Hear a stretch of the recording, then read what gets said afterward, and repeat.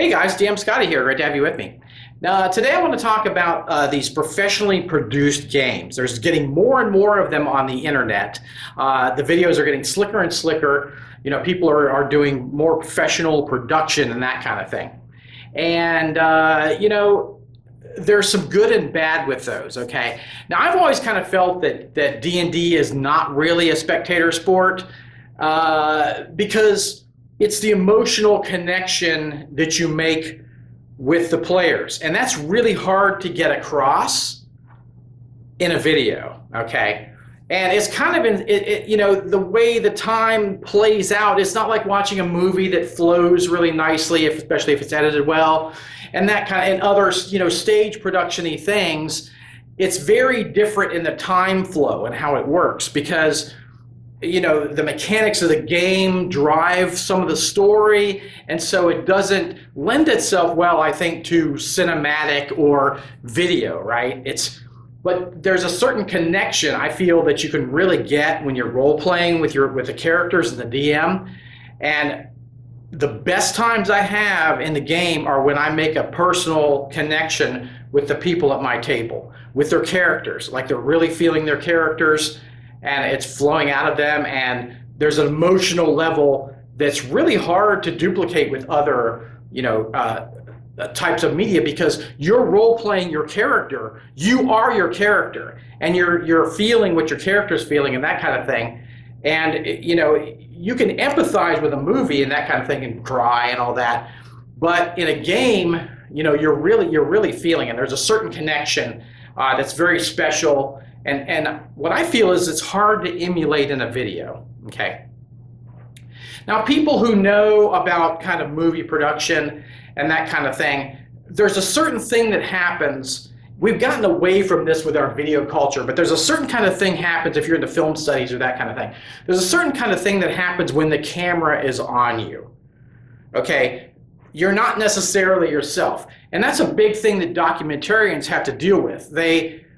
The reason that documentarians spend a lot of time around the subject is because they want them to kind of get comfortable with the documentarians and just kind of act the way they normally would and not act for the camera, okay? So that's something that I don't think a lot of people think about. And, I kind of wonder how much these people are, acting for their camera, for their audience, that they're thinking about the audience out there, and they're not necessarily connecting with the game as much as they possibly could, because it's a very insular experience. You're all huddled around the table, and you're all in this shared illusion of this world, and you're connected. And a camera is an intruder in that, okay? A camera kind of is another artifice that can intrude in that the special magic that happens at the table. So like I've said, I don't feel that RPGs are necessarily a great spectator sport. Now, that said, okay, I feel you can get something from watching these types of videos. You can get, if you're very new to this, it can help you to be a DM. It can help you to, see how the players do and how the DM works and how they interact. Now, although I have watched a lot of, professional DMs on some of these videos, and even I see they make basic mistakes, okay? I feel there are certain basic mistakes that a DM can make, and I see a lot of these professional DMs make basic mistakes that I feel I would never do in a game, but that's me, what I'm saying? I tend to pick a game apart. I tend to think of it as a GM and how I would run it. And, if I'm in a game, I might think, oh, I would run it this way or run it that way. But there are some basic, if you look at, there are a lot of videos online about basic DMs techniques. And I see a lot of these professional DMs who kind of tout themselves as experts, doing very basic like DM mistakes. And I'm just kind of like, ugh. But I'm not here to criticize people like that. If you're watching for that, even experts make mistakes. Even so-called experts make mistakes. And if you're watching that, as kind of a learning thing, you may pick up those mistakes and do them to yourself. So be careful. Watch a lot of them. If you don't just watch one and just emulate that one. Watch a bunch of them. Another problem I have with kind of these super produced videos is, besides the fact that they're playing for the camera, is that, I don't want people to feel like they can't reach that level of excellence. DMing takes a lot of time, and playing takes a lot of time, not as much as a DM, but it takes a lot of time to get good at it. It's going to take you years to be a great DM. You're not going to, with maybe that rare talented exception, it's taken me years to be, I feel that I'm kind of at the pinnacle of my DMing, and it's taken me years to get there. So it's not something that you just pick up immediately. It's like you're always honing your craft. And like some other DMs have said, you're going to have good games and you're going to have bad games. Even the best DM are going to have games that are mediocre and games that are just you're super connected to the players and everything is just awesome. Like, it's just amazing. Like, everything clicks. It's a social activity, so that's going to happen. And there's nothing you can really do about that except do your best. So I kind of got off track there. But back on track, I kind of worry about some of these super produced shows like Critical Role. I'm not knocking Critical Role. It's a great show. It's gotten a lot of people interested in the hobby, and it's given them examples of how the hobby works. But here's the danger, okay? These people are professional voice actors, right? And they're actors. They're thespians. They get into the character, and not everybody can do that well. Do voices and that kind of thing. And I'm afraid that it could take people to a point where they're afraid to do it. Like, I could never be as good as some of these other, DMs and players and this kind of thing, because they're all like professional, excellent, players. And, they've got the best equipment filming them and they're editing this stuff. And, it's just like they make it just look so so fantastic. And then if you run a game and your game, you fall on your face a little bit and you're not great, you might quit because, why should I even try? I can't even approach the level of this, of like Matt Mercer or whatever. Well, yes, you can. You can. You don't have to do great voices. I have maybe like 4 or 5 voices that I do. I have my female voice, I have my squeaky goblin voice, and I have a few other voices. But there's no way I could do all the voices that Matt Mercer does. But it's not about the voices necessarily. It's about the emotional connection that you build in the story with the characters. And voices or not, if you're connecting that way in the game is going to be memorable whether you do voices or not. You can use your normal voice the whole time and not have to worry about that kind of trying to do a voice. I mean, I've seen people do voices and their voice keeps changing, and that's actually more distracting than if your accent keeps changing or whatever. That's actually more distracting than if you just do your normal voice. Just do your normal voice. If you can't do accents, do your normal voice. It's going to be fine. You don't need to be, an expert at this to have fun.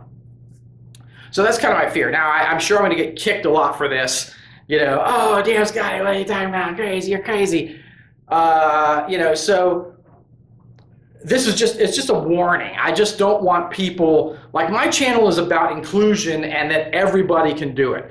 I want to make crafts in my games and things that I feel everybody can do, and even if you're the least craftiest or artistic person in the world, you could come away with decent looking stuff, right? That's my philosophy. And my game philosophy is the same way. That I think everybody with practice can be a good DM and a player, but I don't want unreasonable expectations to ruin that for people. So I think it's just a warning. Be careful, about this stuff. Look at it. You can look at it and learn from it, but don't ever say, oh, I can never do a voice this good, or I can never think of this great of a backstory or whatever. Don't let that kill your gaming experience. I just don't want these professionally produced things to make it seem like that you can't ever reach that level of fun. And you can reach that level of fun, and you don't have to do anything they do. You don't have to do their voices. You don't have to be the best actor or role player in the world. You can still have that emotional connection to the DM in the game without all that other stuff. And this video wants to stress that. Now, I might get kicked around a bit for this video because I know I touched the God there, you know. I burned on the God a little bit. But, you know, and I'm not knocking them. I think they're great. I think they're great. But remember a couple things. Like I said, they're playing for the camera. They know they're being filmed. They're playing for the camera, and they're all professionals, right? And just don't get caught up in that. Don't get caught up in the fact that I could never be that good, so I'm not going to even try. Or, you know, beat yourself up, you know, because like me, you can only do 4 accents. You know what I'm saying? It's like, don't be, oh, I can't, I can never be as good as Matt Mercer. Yes, you can. You can be better than Matt Mercer. Just concentrate on your craft. Don't worry about all that other artifice, the other glitzy bling stuff that they've brought to it. Just concentrate on your craft, and that's what will make your game great. The craft of you being a good DM will make your game great, and not all the other the fancy stuff that they bring to it. So I hope I didn't offend anybody. I'm not trying to offend people. this is just a cautionary tale, cautionary video about what's kind of going on with the community. You know, D&D and RPGs have exploded, and more and more people are into this geek culture, and it's getting slicker and slicker. The videos are getting slicker and slicker, and they're also I think getting to a point where they could scare people off. Scare people off from doing it because they look so professional, so awesome, that people may feel that they can never do this. So I just wanted to bring it back down to earth and say, yes, you can do it. You can do it. It just takes time. It takes practice, but you will be a good DM. Just keep practicing. If you want to do it, you will be good, and your characters, your players at the table will have a great time. You'll bring that emotion into the game. You'll have that shared sense of storytelling that's amazing without all that glitz and glamour that they have in some of these things. So that's it. I just wanted to share that with you guys, and comment. I'm not trying to knock these people, but like I say, there's another kind of darker side to this too. As far as the sparkly side, there's a little bit of a darker side too, and I want to talk about that. You guys take care. Happy gaming.